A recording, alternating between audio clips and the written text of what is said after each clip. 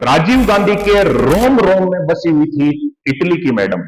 राजीव गांधी के रोम रोम में बसी हुई थी इटली की मैडम, और उन्हीं के एक टाबर हुआ जिसका नाम क्या है, राहुल गांधी। टाबर टाइबर टाबर टाइबर, मेरे हिसाब से आपको याद रहेगा। राजीव गांधी के रोम रोम में बसी हुई थी इटली की मैडम सोनिया मैडम, और उन्हीं के एक टाबर हुआ जिसका नाम क्या है, राहुल गांधी। मेरा कहने का सार यह है कि इटली की राजधानी क्या है, रोम। और रोम कौन सी नदी के किनारे है, टाइबर नदी के किनारे। आप आराम से याद कर पाएंगे। नमस्कार साथियों, मैं दिनेश मिर्धा, उज्जवल क्लासेज नागौर से। कल हम राजस्थान की कला संस्कृति के अंदर मंदिर श्रृंखला को हमने स्टार्ट किया था, और उसमें हमने गणेश मंदिर पढ़े थे। गणेश मंदिर में हमने दो गजानन जी के मंदिर पढ़े थे, एक तो त्रिनेत्र गणेश मंदिर और दूसरा पढ़ा था हमने हैरम गणपति। तो आप जानते हो दोस्तों, त्रिनेत्र गणेश मंदिर कहाँ है, रणथंभौर दुर्ग सवाई माधोपुर में। जो त्रिनेत्र गणेश मंदिर है वहां मेला कब भरता है, तो गणेश चतुर्थी को। गणेश चतुर्थी कब आती है, भाद्र शुक्ल चतुर्थी को। और एकमात्र ऐसे गजानन जी का ये मंदिर है जिसमें केवल उनके मुख की पूजा होती है, उनके बदन की, बाकी शरीर की पूजा नहीं होती। इसके अलावा हमने पढ़ा था हैरम गणपति। हैरम गणपति का मंदिर कहाँ है दोस्तों, बीकानेर में।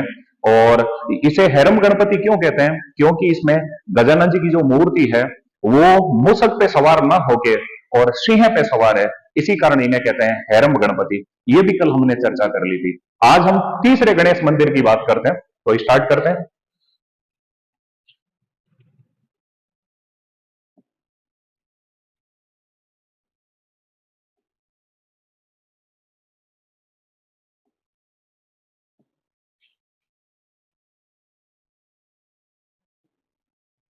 आज हम तीसरे गणेश मंदिर की बात करते हैं, और तीसरा जो गणेश मंदिर है वो है दोस्तों आदमकद गणेश मंदिर।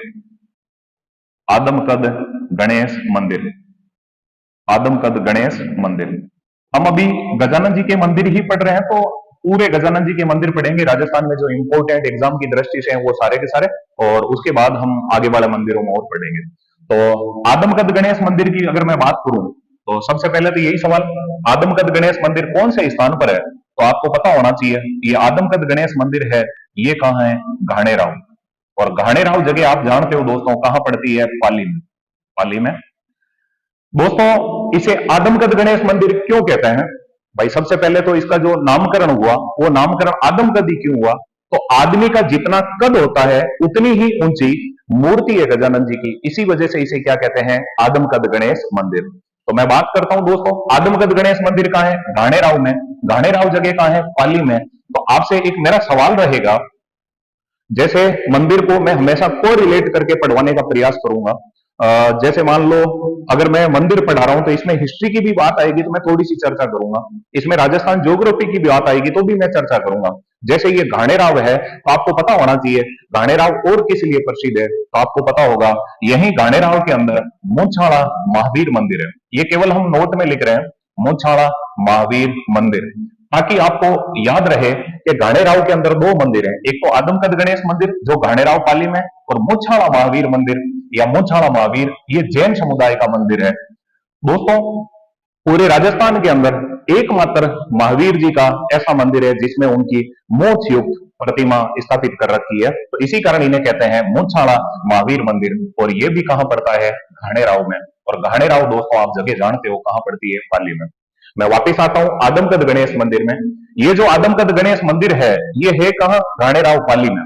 और बात करते हैं दोस्तों इसमें मूर्ति, तो आपको पता होना चाहिए इसमें मूर्ति किसकी है, तो आप बताओगे दोस्तों इसमें मूर्ति है गजानन जी की। गजानन जी की मूर्ति है, गजानन जी की। लेकिन बात यह है ये जो गजानन जी की मूर्ति है ये कैसी है, तो आप बताओगे दोस्तों आदमी के कद जितनी ऊंची। तो इसको मैं शॉर्ट में लिख दूं, आदम कद मूर्ति। तो गजानन जी की जो मूर्ति है वो कैसी है दोस्तों, आदम कद मूर्ति। लेकिन आपसे पूछ ले ये जो मूर्ति है वो किसके साथ है, इस मूर्ति में और कौन सी मूर्तियां हैं, तो किसके साथ, तो यहां इस प्रतिमा के अंदर गजानन जी किसके साथ हैं, तो गजानन जी हैं भैया रिद्धि और सिद्धि के साथ। रिद्धि और सिद्धि के साथ। मैं बात करता हूं दोस्तों, गजानन जी की ये जो प्रतिमा है किसके साथ है, तो ये प्रतिमा है दोस्तों रिद्धि व सिद्धि के साथ। गजानन जी की दो पत्नियां थी, एक का नाम था रिद्धि, एक का नाम था सिद्धि। तो गजानन जी की ये जो मूर्ति है, इसमें गजानन जी की खुद की प्रतिमा है और साइड में एक तरफ तो कौन है रिद्धि, एक तरफ कौन है सिद्धि, जो गजानन जी की पत्नियां थी। अब मैं एक समय की बात बताता हूं आपको। मैं ऑफलाइन जब क्लास ले रहा था तो एक कोई कपल, एक जोड़ा, शादीशुदा जोड़ा जो हमारे बेच में आता था, जब ये मैं मंदिर पढ़ा रहा था उसी टाइम एक लड़के ने कहा, सर गजानन जी हैं, इनके दो पत्नियां थी। मैंने कहा बिल्कुल दो पत्नियां थी, एक का नाम रिद्धि, एक का नाम सिद्धि। सर वर्मा जी हैं, उनके भी दो पत्नियां थी। मैंने कहा बिल्कुल, एक का नाम गायत्री, एक का नाम सावित्री। तो क्या सर देवताओं के भी जब दो पत्नियां थी तो हम भी दो पत्नियां ला सकते हैं? मैंने कहा बिल्कुल कोई दिक्कत नहीं, ला सकते हो, लेकिन घर वालों की ओर की सहमति होनी चाहिए। इतने में ही उसकी जो श्रीमती थी उसने धीरे से एक हाथ खड़ा किया, कहा सर मेरा भी एक क्वेश्चन है। मैंने कहा बोलिए क्या क्वेश्चन है? सर महाभारत में एक द्रौपदी थी। मैंने कहा हाँ थी। सर उनके पति भी शायद पांच थे। हाँ थे। इतने में चुपचाप उसका जो हस्बैंड था वो नीचे बैठ गया, वो भी समझ गया वो क्या कहना चाह रही है, आप भी समझ गए होंगे। तो भैया एक पत्नी ही नाक में दम कर देती है, तो दो का तो सोचना ही ना। ये भगवान थे, हम भगवान नहीं है। तो खैर मैं आता हूं वापिस टॉपिक में। हम पढ़ रहे हैं आदमकद गणेश मंदिर, और आदमकद गणेश मंदिर ध्यान कर लें कहां पे है, घाणेराव पाली में। तो घाणेराव में और मंदिर कौन सा है, मुछाड़ा महावीर मंदिर। और ये जो आदमकद गणेश मंदिर है, इन्हें आदमकद क्यों कहते हैं, क्वेश्चन सीधा सीधा पूछेंगे। आदमकद गणेश मंदिर है कहां, घाणेराव पाली में। इन्हें आदमकद गणेश क्यों कहते हैं, क्योंकि गजानन जी की जो मूर्ति है, आदमी का जितना कद होता है उतनी ऊंची प्रतिमा है, इसी वजह से इन्हें कहते हैं आदमकद गणेश मंदिर। तो अभी हमने आदमकद गणेश मंदिर की चर्चा कर ली, मैं नेक्स्ट गणेश मंदिर की बात करने वाला हूं। तो नेक्स्ट पेज लेते हैं अपन। नेक्स्ट मंदिर में मैं बात करूं तो गजानन जी के मंदिरों में एक मंदिर है भैया, बाजना गणेश मंदिर। बाजना गणेश मंदिर, बाजना गणेश मंदिर। गजानन जी के जो भी 5-7 मंदिर हैं अपने राजस्थान में फेमस, हम उनकी चर्चा करेंगे। वही बात, बाजना गणेश मंदिर कौन से स्थान पर है, तो आपको पता होना चाहिए बाजना गणेश मंदिर कहाँ है, माउंट आबू। और ये जो माउंट आबू है ये कहां पड़ता है, तो आप बताओगे सिरोही में। सिरोही में जगह है माउंट आबू, और माउंट आबू के अंदर एक मंदिर है, वो कौन सा मंदिर है, बाजना गणेश मंदिर।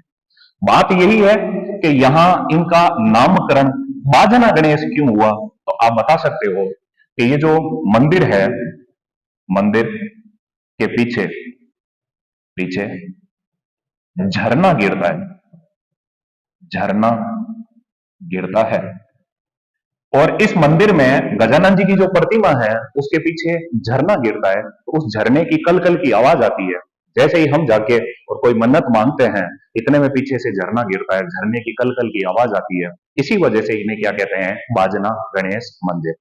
तो देखो दोस्तों, हमने अभी तक गजानन जी की बातें कर ली है, 4 मंदिरों की हमने चर्चा कर ली है। सबसे पहले पढ़ा था त्रिनेत्र गणेश मंदिर, जो था रणथंभौर दुर्ग सवाई माधोपुर में। दूसरा गजानन जी हमने पढ़े हेरम गणपति, और हेरम गणपति कहाँ है, बीकानेर में। तीसरे गजानन जी हैं, उनका नाम है आदमकद गणेश मंदिर। आदमकद गणेश मंदिर कहां पे है, गाणेराव पाली में। और चौथा जो गणेश मंदिर है वो दोस्तों कौन सा है, तो बाजना गणेश मंदिर। तो मैं अगले गजानन जी के मंदिर की मैं बात करूंगा। वैसे आप जानते हो दोस्तों, ये मैंने सिरोही की बात कर ली, आप सिरोही में भी जो चर्चित चीज है मैं उसकी भी बात कर लेता हूं। आपको पता होना चाहिए, जैसे ये जो सिरोही है, इस सिरोही के अंदर आपसे ही मेरा सवाल है, ऐसे ही मैं पूछ रहा हूं, केवल नोट की बात कर रहा हूं। तो सिरोही के अंदर कौन सी जनजाति निवास करती है, तो आप मुझे बताने का प्रयास करना, कमेंट बॉक्स में मुझे लिख कर बताना। वैसे मैं बता दूं, राजस्थान के अंदर टोटल 8 जनजातियां निवास करती है, और इन्हीं 8 जनजातियों में एक मात्र ऐसी जनजाति जो भारत सरकार के आदिम जनजाति समूह में शामिल है, और वो है शहरिया जनजाति। शहरिया जनजाति 12 में निवास करती है। मेरा आपसे सवाल है, सिरोही के अंदर जो जनजाति निवास करती है उसका आप कमेंट बॉक्स के अंदर मुझे जरूर बताएं, कौन सी जनजाति यहाँ पे निवास करती है। चलो सिरोही आ ही गया तो मैं चर्चा कर लेता हूं और भी। आपको तो देखो ज्ञान कहीं से भी मिलना चाहिए, हमें तो एग्जाम फाइट करना है। तो सिरोही के अंदर जो दुर्ग है, मैं आपके साथ चर्चा कर लेता हूं। सिरोही के अंदर आपको पता होगा, आ ही गया मैं इसलिए चर्चा कर लेता हूं। सिरोही के अंदर दो तीन दुर्ग हैं। एक का नाम है दोस्तों अचलगढ़ दुर्ग। कौन सा दुर्ग है? अचलगढ़ दुर्ग। एक दुर्ग है भैया बसंतगढ़ दुर्ग, और एक दुर्ग है भैया मचान दुर्ग। आगे आप इतिहास पढ़ोगे, उस इतिहास के अंदर आप पढ़ोगे महाराणा कुंभा द्वारा निर्मित दुर्ग, और महाराणा कुंभा द्वारा निर्मित दुर्ग है उसके अंदर कौन सा है? अचलगढ़, बसंतगढ़ और मचान दुर्ग। मेवाड़ के महाराणा कुंभा, आप ये भी जानते हो दोस्तों, एक राइटर हुए हैं कवि राजा श्यामल दास, उनकी रचना है वीर विनोद, और उस वीर विनोद के अंदर लिखा गया है कि मेवाड़ के अंदर 84 दुर्ग थे, और उन 84 दुर्गों में से अकेले महाराणा कुंभा ने 32 दुर्गों का निर्माण करवाया। मुंह में दांत कितने होते हैं? 32। तो याद रखना, महाराणा कुंभा ने मेवाड़ के अंदर कितने दुर्ग बनाए? 32। ये मैं नहीं कह रहा, ये बात कौन कह रहे हैं? कवि राजा श्यामल दास। कौन सी किताब में? वीर विनोद में। तो थोड़ा सा ये भी ध्यान में रखना। तो कवि राजा श्यामल दास के अनुसार मेवाड़ की धरती पर 84 दुर्ग थे, और उन 84 दुर्गों में से 32 दुर्गों का निर्माण करवाने वाले एक शासक हुए जिनका नाम है महाराणा कुंभा। और उन्हीं 32 दुर्गों में से 3 दुर्ग आपके सामने हैं, अचलगढ़, बसंतगढ़ और मचान दुर्ग।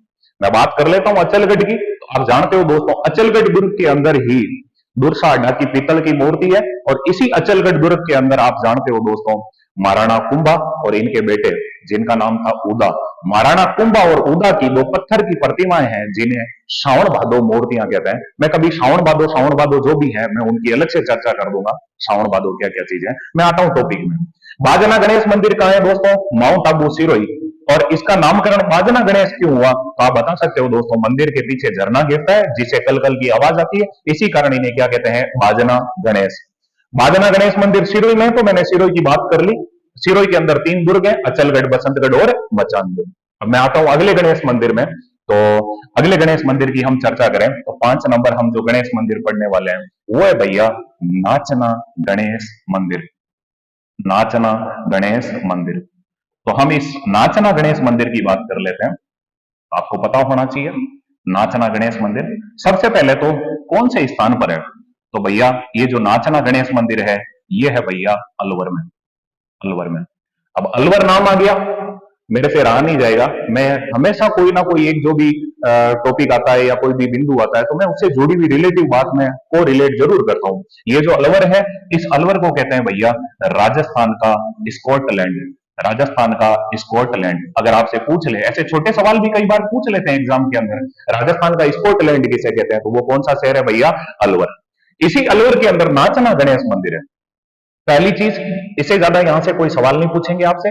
नाचना गणेश मंदिर कहां है दोस्तों? अलवर। लेकिन हकीकत में मैं बात कर लेता हूं, आपको ऐसे ही मौखिकली बता दूं, यहां पे अलवर के अंदर वैसे नीलकंठ महादेव मंदिर है।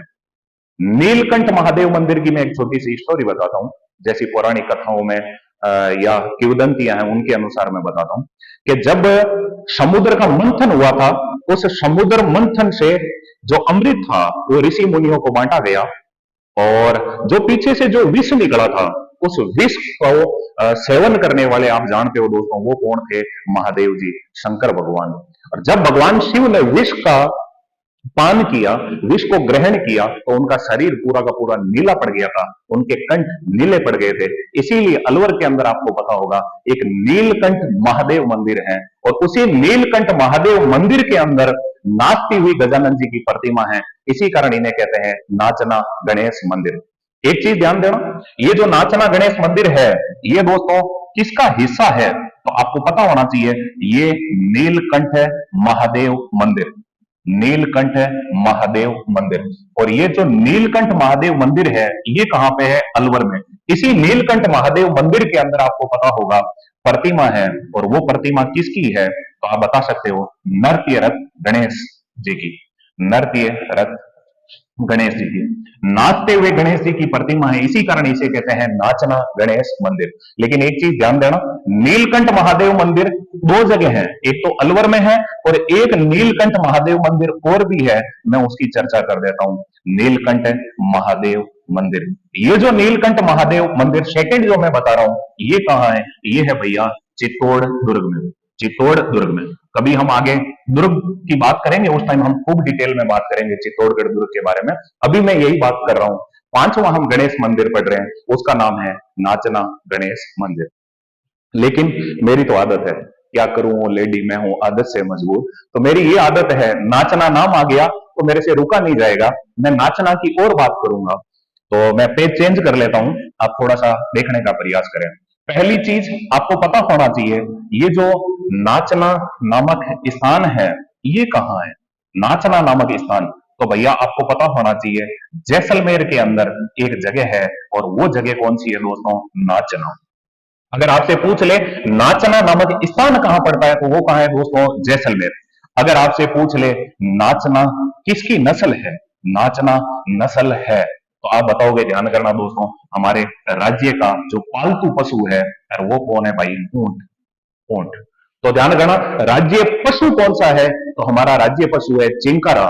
जबकि राज्य पालतू पशु पूछ ले तो वो कौन सा है भैया? ऊंट। और ऊंट की एक नस्ल है जिसका नाम है दोस्तों नाचना। और ये नाचना नस्ल का जो ऊंट है, ये किस लिए प्रसिद्ध है? तो आपको पता होना चाहिए दोस्तों, दौड़ लगाने के लिए जो ऊंट प्रसिद्ध है, वो कौन सा है दोस्तों? नाचना नस्ल का ऊंट प्रसिद्ध है। तो आज हम, अभी मैं वापस चर्चा कर लेता हूं। देखो दोस्तों, आज जो हमने मंदिर देखने का प्रयास किया गजानन जी के, एक तो हमने देखा आदमकद गणेश मंदिर, जो कहा है घाणेराव पाली।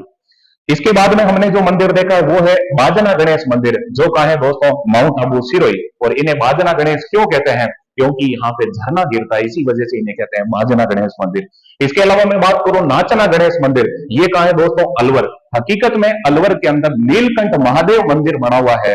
और जब पापा जी ने, गजानन जी के पिताजी ने, महादेव जी ने विष का पान किया, तो पापा जी को राजी करने के लिए उनके लाडले बेटे जिनका नाम है गणेश जी, और वो पापा जी को खुश करने के लिए नाच रहे हैं। तो याद रखना, नीलकंठ महादेव मंदिर है अलवर में, और उसी में है नाचना गणेश मंदिर। अब मैं आगे की और बात कर लेता हूं। इन्हीं गजानन जी के मंदिरों में आपने 5 मंदिर देख लिए हैं, एक दो मंदिरों की और मैं चर्चा कर लेता हूं गणेश मंदिर, और वो कौन से हैं। तो भैया इसके बाद में मैं बात करूं तो एक है भैया बोहरा गणेश मंदिर। बोहरा गणेश मंदिर। अब सवाल ये है, ये जो बोहरा गणेश मंदिर है, ये कहां पे है? अपन बात करते हैं भैया, ये जो बोहरा गणेश मंदिर है, ये कौन से स्थान पर है? तो ये जो बोहरा गणेश मंदिर है, ये है भैया आहड़ नामक जगह पड़ती है। और ये आहड़ नामक जगह कहां पड़ती है भैया? उदयपुर। उदयपुर की बात कर ली, मेरे से रुका नहीं जाएगा। आपको पता होना चाहिए, ये जो उदयपुर है, इसकी स्थापना कब हुई? तो आप बता सकते हो दोस्तों, 1559 ईस्वी में। इसके 100 साल पहले जाएं, 1459 के अंदर स्थापना किसकी हुई है? जोधपुर की। और जोधपुर किसने बसाया? राव जोधा ने। कल हमने चर्चा की थी, अगर आप रेगुलर हमारे निरंतर वीडियो देख रहे हैं, तो कल हमने चर्चा की थी बीकानेर की स्थापना कब हुई और किसने की, वो मुझे कमेंट बॉक्स में आप लिखकर जरूर बताएं। तो मैं बात कर रहा हूं उदयपुर की। उदयपुर की स्थापना कब हुई? 1559। अब उदयपुर के संस्थापक कौन थे? तो आपको पता होना चाहिए, महाराणा प्रताप के पिताजी, जिनका नाम है दोस्तों महाराणा उदय सिंह। महाराणा उदय सिंह। अब मैं हिस्ट्री में नहीं जाऊंगा, नहीं तो मैं बहुत सारी बातें करता, हिस्ट्री पढ़ेंगे उस टाइम चर्चा करेंगे। वही महाराणा उदय सिंह जिनको बचाया किसने था? पन्ना धाई ने, अपने पुत्र चंदन का बलिदान देकर। खैर, मैं आता हूं, ये जो उदयपुर है, इस उदयपुर का अन्य नाम क्या है? इसे और क्या क्या कहते हैं? तो आप आराम से बता सकते हो दोस्तों। उदयपुर को कहते हैं झीलों की नगरी। झीलों की नगरी। दोस्तों, इसी उदयपुर के अंदर भील जनजाति सर्वाधिक रहती है, इसी कारण इसे कहते हैं दोस्तों भीलों की नगरी। वही भील, हम आगे राजस्थान की जनजातियां पढ़ेंगे। ये भील शब्द द्रविड़ भाषा के भील शब्द से बना है, जिसका शाब्दिक अर्थ होता है तीर कमान। अर्थात जो तीर कमान चलाने में निपुण हुए, वो क्या कहलाए? भील। मैं बात करता हूं दोस्तों उदयपुर के अन्य नामों की। तो एक तो कहते हैं झीलों की नगरी, एक कहते हैं भीलों की नगरी, और इसे कहते हैं भैया mountain fountain city. Mountain fountain city. Mountain fountain city. थोड़ा सा दिमाग में रखना, मैं बात कर लेता हूं थोड़ा सा, शायद आपको पेज अगर दिख रहा है तो अच्छी बात है, नहीं दिख रहा तो मैं इधर ले लेता हूं। हम पढ़ रहे हैं बोहरा गणेश मंदिर, और इसी बोहरा गणेश मंदिर में हम चर्चा कर रहे हैं। ध्यान करना, बोहरा गणेश मंदिर है कहां? आहड़ उदयपुर में। उदयपुर की स्थापना कब हुई? 1559 में। इसका संस्थापक कौन है? महाराणा उदय सिंह। उदयपुर के अन्य नाम क्या है? झीलों की नगरी, भीलों की नगरी, माउंटेन फाउंटेन सिटी, और इसे क्या कहते हैं? इसे कहते हैं भैया पूर्व का वेनिस। पूर्व का वेनिस। मैं आपको बता दूं, ये वेनिस वेनिस, आपने इटली के बारे में जरूर सुना होगा। इटली के बारे में अगर नहीं सुना तो मैं आपको बता दूं, हमारे इंडिया के अंदर कांग्रेस की एक बहुत बड़ी लीडर जिनका नाम है सोनिया गांधी, और वो सोनिया गांधी कहां की है? इटली की। आप जानते भी होंगे। और मैं बता दूं, वो जो इटली है, इटली की राजधानी क्या है? इटली की राजधानी है रोम। रोम। और ये जो रोम शहर है, आगे वर्ल्ड ज्योग्राफी में आप कभी पढ़ोगे, रोम शहर है वो है टाइबर नदी के किनारे। तो मैं बच्चों को याद करवाने के लिए क्लास में मैं बोलता हूं, अपने सोनिया गांधी के जो हस्बैंड थे उनका नाम था राजीव गांधी। इंदिरा गांधी के दो बेटे थे, एक का नाम था राजीव गांधी, एक का नाम था संजय गांधी। संजय गांधी यहाँ राजनीति के अंदर सक्रिय हुए, जबकि राजीव गांधी थे वो इटली के अंदर चले गए, वहां व्यापारी के रूप में काम करते थे। और राजीव गांधी को पसंद आ गई इटली की मैडम जिसका नाम है सोनिया मैडम। मैं बच्चों को याद करवाने के लिए कहता हूं, राजीव गांधी के रोम रोम में बसी हुई थी इटली की मैडम। राजीव गांधी के रोम रोम में बसी हुई थी इटली की मैडम, और उन्हीं के एक टाबर हुआ जिसका नाम क्या है? राहुल गांधी। टाबर, टाइबर, टाबर, टाइबर। मेरे हिसाब से आपको याद रहेगा, राजीव गांधी के रोम रोम में बसी हुई थी इटली की मैडम सोनिया मैडम, और उन्हीं के एक टाबर हुआ जिसका नाम क्या है? राहुल गांधी। मेरा कहने का सार यह है कि इटली की राजधानी क्या है? रोम। और रोम कौन सी नदी के किनारे है? टाइबर नदी के किनारे। आप आराम से याद कर पाएंगे। तो मैं आता हूं वापस टॉपिक के अंदर। हम पढ़ रहे हैं बोरा गणेश मंदिर। बोरा गणेश मंदिर कहां पे है? आहड़ उदयपुर में। लेकिन प्रश्न ये है, ये जो बोहरा गणेश मंदिर है, इसका निर्माता कौन था? तो आप बताओगे दोस्तों, मेवाड़ के महाराणा राज सिंह। मेवाड़ के महाराणा राज सिंह। मैं बात करूंगा थोड़ी सी, ध्यान देना, हल्का सा देखने का प्रयास करना। मैं यही बता दूं, ये मेवाड़ के महाराणा राज सिंह का जो टाइम है, ये है 1652 से लेके 1680 ईस्वी। ये जो मेवाड़ के महाराणा राज सिंह हैं, मैं याद करवाने के लिए कहता हूं, ऐसा मान लें कोई रोड आदमी होता है जिसकी हाइट कम होती है, उसे हम बावनिया कहते हैं। तो राज सिंह ने जो शासन स्टार्ट किया वो 52 से स्टार्ट किया, और बावनिया की 80 में गाड़ी फंसी। 1652 से लेकर 1680 तक मेवाड़ के महाराणा राज सिंह ने शासन किया था। वही मेवाड़ के महाराणा राज सिंह जिनके और औरंगजेब के आपस में 36 का आंकड़ा था, आपस में बैठती नहीं थी। सर वाई, क्यों नहीं बैठती इनके बीच में? आपस में इनके 36 का आंकड़ा क्यों था? मैं दो चार बातें ऐसे ही कर लेता हूं, हिस्ट्री में आप पढ़ोगे बढ़िया तरीके से। औरंगजेब है, औरंगजेब ने आपको पता होगा एक फरमान जारी किया कि ये हिंदुओं के मंदिर तोड़े जाएं। मेवाड़ के महाराणा राज सिंह ने कहा, औरंगजेब कहता था मैं मंदिर तोड़वाऊंगा, मेवाड़ के महाराणा राज सिंह कहते थे मैं मंदिर बनवाऊंगा। और आपको पता होगा श्रीनाथ जी का मंदिर नाथद्वारा राजसमंद में किसने बनाया? राज सिंह ने बनाया था। ऐसे ही औरंगजेब कहता था मैं गैर मुसलमानों से, जो मुसलमान नहीं है, उन पर मैं जजिया कर लूंगा। मेवाड़ का महाराणा राज सिंह कहता था मैं जजिया कर नहीं दूंगा। ऐसे ही मैं बात करता हूं, ध्यान कर लें। ये जो औरंगजेब है, औरंगजेब ने कहा मैं अजीत सिंह को मारवाड़ का शासक नहीं बनाऊंगा, लेकिन राज सिंह है, राज सिंह ने कहा मैं इसकी मदद करूंगा, मैं इसे मारवाड़ का शासक बनाऊंगा। और सबसे बड़ी बात, लड़ाई का एक ही कारण होता है, और मैं हमेशा क्लास में कहता हूं, नारी नारंगी नारी सतरंगी, ढके तो कुल को ढक दे, नहीं तो कर दे ढंगी। ऐसे ही किशनगढ़ की एक राजकुमारी थी जिसका नाम था चारुमती, और उस चारुमती से ब्याह करने की इच्छा रखता था औरंगजेब। वो उसने तो केवल इच्छा जाहिर की, और मेवाड़ के महाराणा राज सिंह ने चारुमती से ब्याह कर लिया। इसी वजह से इन दोनों में 36 का आंकड़ा चलता था। मैं कभी इतिहास पढ़ाऊंगा उस टाइम में बातें करूंगा। अभी मैं कला संस्कृति की बात कर रहा हूं, और कला संस्कृति में हम मंदिर टॉपिक पढ़ रहे हैं, तो मेरे हिसाब से आपको मंदिरों के बारे में ही चर्चा करूं तो ठीक है। हम अभी गणेश जी के मंदिर पढ़ रहे हैं, एक बार सारे के सारे वापस देखने का प्रयास करें। हमने जो गणेश मंदिर में सबसे पहले पढ़ा त्रिनेत्र गणेश मंदिर, इसके बाद में जो सेकंड पढ़ा हमने, वो पढ़ा हमने हेरम गणपति।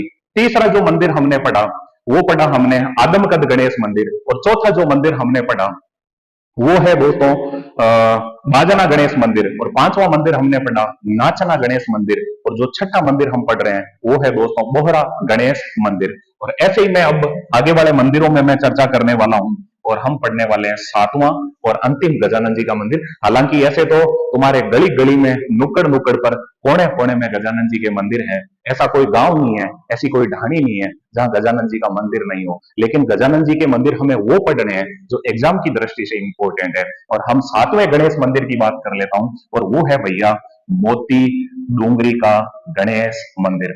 आप सब के सब जानते होंगे दोस्तों, लड्डू खाए होंगे यहाँ पे। मोती डूंगरी का गणेश मंदिर, ये जो मोती डूंगरी का गणेश मंदिर है ये कहां पे है? तो हम बात कर लेते हैं दोस्तों, ये जो मोती डूंगरी का गणेश मंदिर है, ये कौन से स्थान पर है? तो आप आराम से बता सकते हो भैया, मोती डूंगरी का गणेश मंदिर कहाँ है भैया? जयपुर। क्या करूं, मेरी आदत है भैया, मेरे से रुका नहीं जाएगा। मैं जयपुर आ गया तो मैं जयपुर की बात करूंगा। आप थोड़ा सा देखने का प्रयास करें, ये जो जयपुर है, इसकी स्थापना कब हुई? तो आपको पता होना चाहिए, जयपुर की स्थापना हुई 18 नवंबर 1727।